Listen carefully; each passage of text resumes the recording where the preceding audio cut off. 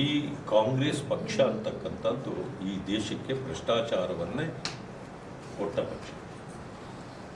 ನನಗೂ ಫ್ರೀ ನಿನಗೂ ಫ್ರೀ ಸಿದ್ದರಾಮಯ್ಯ ಹೇಳಿದ್ದು. ಹಿಂದುತ್ವವನ್ನು ಹತ್ತಿರ್ತಕ್ಕಂಥ ಪಿತೂರಿಗಳು ಸರ್ವೇ ಸಾಧಾರಣವಾಗಿ ಹೆಚ್ಚುತ್ತಾ ಇವೆ. ಈ ಕಾರಣದಿಂದಲೇ ನಾವು ಎಲ್ಲರೂ ಎಚ್ಚೆತ್ತುಕೊಳ್ಳಬೇಕು. ಇವತ್ತು ಒಂದು ವಿಷಯ ಏನಂದರೆ, ಶಿವಾಜಿ ಉತ್ತಮ ಆಡಳಿತಗಾರರಾಗಿದ್ದು, ಅವರನ್ನು ನಂಬಿ ಅಥವಾ ಅವರನ್ನು ಇವತ್ತು ಹಿಂಬಾಲಿಸುವ ಅನೇಕರಿದ್ದಾರೆ.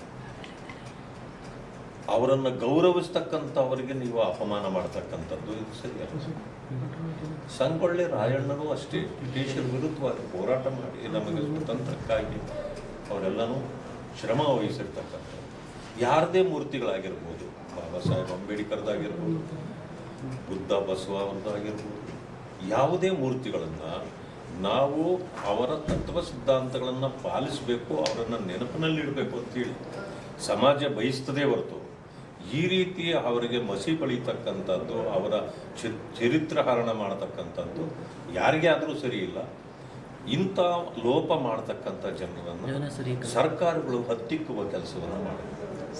ಅದನ್ನು ಬಿಟ್ಟು ಈಗ ಅಂಥವರಿಗೆ ಪ್ರೋತ್ಸಾಹ ಸಿಗದೇ ಇದ್ರೆ ಅವ್ರು ಮತ್ತೆ ಮಾಡಲ್ಲ.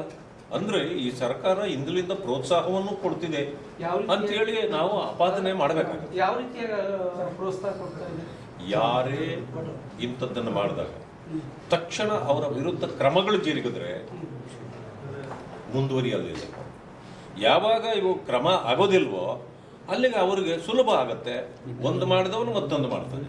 ಅದಕ್ಕೆ ತೀಕ್ಷ್ಣವಾದ ಕ್ರಮವನ್ನು ಸರ್ಕಾರ ತೆಗೆದುಕೊಂಡು ಪೊಲೀಸರು ಭದ್ರತೆ ಕೊಡುವಂಥವ್ರು ಮತ್ತೆ IPS ಮೇಲೆ ಕಲ್ತೂರಾಟ ಆಗತ್ತಂತಂದ್ರೆ ಯಾವ ಮಟ್ಟಿಗೆ ಭದ್ರತೆ ಇದೆ? ನಾನು ಹೇಳ್ತೇನೆ, ಪೊಲೀಸ್ನವರು ಎಲ್ಲ ಸ್ಟ್ಯಾಚ್ಯೂಗಳ ಹತ್ರ ನಿಂತ್ಕೊಂಡು ರಕ್ಷಣೆ ಕೊಡೋಕ್ಕಾಗಲ್ಲ. ಅವರನ್ನು ನಾವು ಯಾಕೆ ನಾವು ಶ್ರದ್ಧೆಯಿಂದ ಅವರನ್ನು ಭಕ್ತಿಯಿಂದ ಇಡ್ತೇವೆ. ಈ ಭಕ್ತಿ ಪ್ರತಿಯೊಬ್ಬ ಮನುಷ್ಯನಲ್ಲಿ ಬರಬೇಕು. ಅದು ಬಂದಾಗ ಸಾಮಾನ್ಯವಾಗಿ ಇಂಥ ಘಟನೆಗಳು ನಡೆಯೋದಿಲ್ಲ. ಆದ್ದರಿಂದ ಸರ್ಕಾರ ಇಂಥವು ಅಚಾತುರ್ಯಗಳು ನಡೆದಾಗ ಶಿಕ್ಷೆ ಕೊಡ್ತಕ್ಕಂಥ ರೀತಿಯಲ್ಲಿ ನಡ್ಕೊಂಡ್ರೆ ಇಂಥ ಸಮಸ್ಯೆ ಬರಲ್ಲ.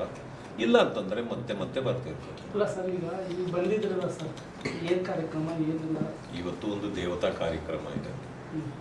ಇಲ್ಲಿ ಶಾಜು ವಜ್ಜಲ್ ಅವರು ಶಾಸಕರು ಅವರು ಕರೆದಿದ್ರು.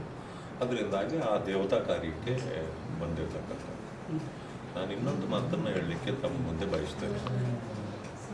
ಈ ಕಾಂಗ್ರೆಸ್ ಪಕ್ಷ ಅಂತಕ್ಕಂಥದ್ದು ಈ ದೇಶಕ್ಕೆ ಭ್ರಷ್ಟಾಚಾರವನ್ನೇ ಕೊಟ್ಟ ಪಕ್ಷ. ಭ್ರಷ್ಟಾಚಾರದ ಜನಕರು ಯಾರಾದರೂ ಈ ದೇಶದಲ್ಲಿದ್ದರೆ ಅದು ಕಾಂಗ್ರೆಸ್. ಇವತ್ತು ನೋಡಿ, ಮಾನ್ಯ ಲೋಕೋಪಯೋಗಿ ಸಚಿವರು ಏನು ಮಾತನ್ನು ಹೇಳಿದ್ದಾರೆ? ಭ್ರಷ್ಟಾಚಾರ ಹಿಂದೆಯೂ ಇತ್ತು, ಇವತ್ತೂ ಇದೆ, ಮುಂದೆಯೂ ಇರ್ತದೆ. ಈ ಮಾತನ್ನು ಹೇಳಲಿಕ್ಕೆ ಅವರು ಇಂಥ ಒಬ್ಬ ಹಿರಿಯ ನಾಯಕರಾಗಿ ಇಂಥ ಮಾತನ್ನು ನಾವು ಹೇಳಬಾರ್ದಾಗಿತ್ತು. ಯಾಕೆ ಅಂತಂದರೆ ಹಿಂದಿದ್ದ ಭ್ರಷ್ಟಾಚಾರವನ್ನು ಕಡಿವಾಣ ಆಗ್ತಕ್ಕಂಥದ್ದೇ ನಮ್ಮ ಕೆಲಸ. ಅಂದಮೇಲೆ ನಾವು ಭ್ರಷ್ಟಾಚಾರ ಇದೆ, ಈಗಲೂ ಇದೆ, ಮುಂದೇನೂ ಇರುತ್ತೆ ಅನ್ನೋಂಥ ಅಸಹಾಯಕತೆಯನ್ನು ಹೇಳಿಕೆಯನ್ನು ಕೊಟ್ಟರೆ ಅಲ್ಲಿಗೆ ನಿಮ್ಮಿಂದ ಏನೂ ಮಾಡಲಿಕ್ಕೆ ಸಾಧ್ಯ ಇಲ್ಲ ಅನ್ನೋ ಮಾತಾಗತ್ತೆ. ಆದ್ದರಿಂದಲೇ ಮಾನ್ಯ ಮೋದಿಜಿಯವರು ಇವತ್ತು 12ನೇ ವರ್ಷ ಅಧಿಕಾರ ನಡೆಸ್ತಾ ಇದ್ದಾರೆ ದೇಶದಲ್ಲಿ.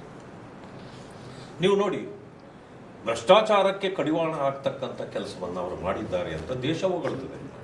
ಯಾಕೆ ಅಂತಂದರೆ ಇವತ್ತಿನವರೆಗೆ ಮೇಲ್ಮಟ್ಟದಲ್ಲಿ ಎಲ್ಲೂ ಕೂಡ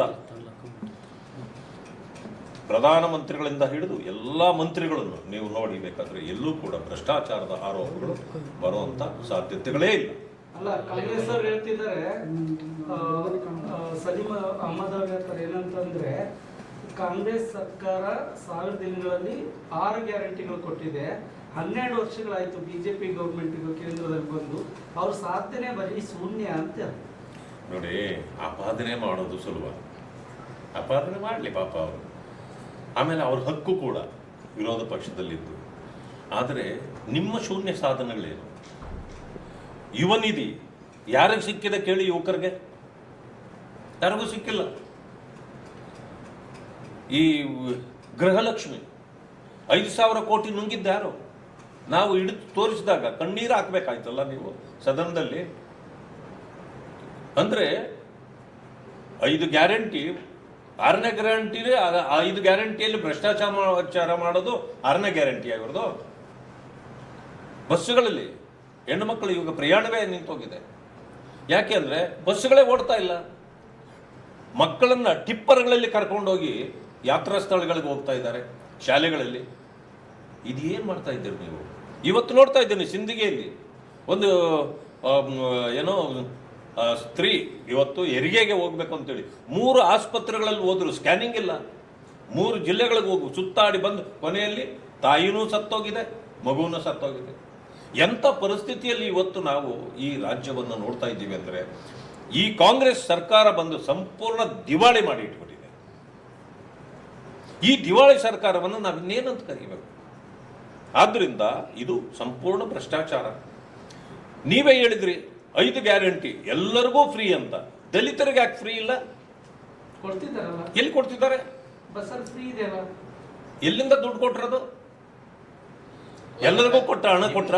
ಇಲ್ಲಿ ನಾನು ಹೇಳ್ತೇನೆ. ಅಲ್ಲ, ನಿಮ್ಮ ಆರೋಪ ಪ್ರಕಾರ ದಲಿತರಿಗೆ ಗ್ಯಾರಂಟಿ ಸಿಗ್ತಾ ಇಲ್ಲ. ಕೊಟ್ಟಿಲ್ಲ. ಯಾವುದು ತಗೊಳ್ತಾ ಇಲ್ಲ. ಇಲ್ಲ, ತಗೊಳ್ಳೋದು ಬೇರೆ, ಕೊಟ್ಟಿಲ್ಲ ಅನ್ನೋದು ಬೇರೆ. ಯೋಜನೆಯನ್ನು ಅದೇ ಕೇಳಿ. ನನಗೂ ಫ್ರೀ, ನಿನಗೂ ಫ್ರೀ. ಸಿದ್ದರಾಮಯ್ಯ ಹೇಳಿದ್ದು. ಕಾಕಾ ಪಾಟೀಲ್ಗೂ ಫ್ರೀ, ಮಹದೇವಪ್ಪನಿಗೂ ಫ್ರೀ ಅಲ್ವೇನಣ್ಣ? ಆದರೆ ಖಜಾನೆ ಹಣವನ್ನು ಎಲ್ಲರಿಗೂ ಕೊಡ್ಬೇಕಲ್ವಾ ಫ್ರೀ ಅಂದಮೇಲೆ? ನೀವ್ಯಾಕೆ ಎಲ್ಲರಿಗೂ ಖಜಾನೆ ಹಣ ಕೊಟ್ಟು ದಲಿತರ ಅಭ್ಯುದಯಕ್ಕೆ SCP TSP ಹಣ ಸಪರೇಟ್ ಇಟ್ಟಿರ್ತೀವಲ್ಲ, ಅದರಲ್ಲಿ ಯಾಕೆ ಇವ್ರಿಗೆ ಕೊಡೋದು ನೀವು? ಅಂದಮೇಲೆ ಇದು ಅವ್ರಿಗಾಗಿ ಇಟ್ಟಿರೋದು, ಅದರಲ್ಲಿ ಕೊಡಬಾರ್ದಾಗಿತ್ತು ನೀವು. ಅದು ಅವ್ರ ಸ್ಕೀಮ್ಗಳಿಗೆ, ಅವರ ಶ್ರೇಯೋಭಿವೃದ್ಧಿಗೆ ಅದು. ಆದರೆ ಎಲ್ಲರಿಗೂ ನೀವು ಬೇರೆ ಹಣ ಕೊಡ್ತಿರಲ್ಲ, ಆ ಹಣ ದಲಿತರಿಗೆ ಯಾಕೆ ಕೊಟ್ಟಿಲ್ಲ? ಅದು ವಂಚನೆ, ಅದು ಮೋಸ. ಅವ್ರಿಗಿಟ್ಟಿದ್ದು ದುಡ್ಡಲ್ಲಿ ಅವ್ರಿಗೆ ಕೊಡೋದಿದೆಯಲ್ಲ, ಇದಕ್ಕಿಂತ ದೊಡ್ಡ ಲೋಪ ಮತ್ತೊಂದಿಲ್ಲ. ಅದರಿಂದ ದಲಿತರು ಗ್ಯಾರಂಟಿಗಳಿಗೆ ಬಾಧ್ಯರೇ ಅಲ್ಲ. ನನ್ನ ಹಣ ನನಗೆ ಕೊಟ್ಟು ಬೇರೆಯವರ ಹಣ ಬೇರೆಯವ್ರಿಗೆ ಕೊಟ್ಟಿದ್ದ ಹಣ ನನಗೆ ಯಾಕೆ ಕೊಡಲಿಲ್ಲ? ಅದು ಪ್ರಶ್ನೆ.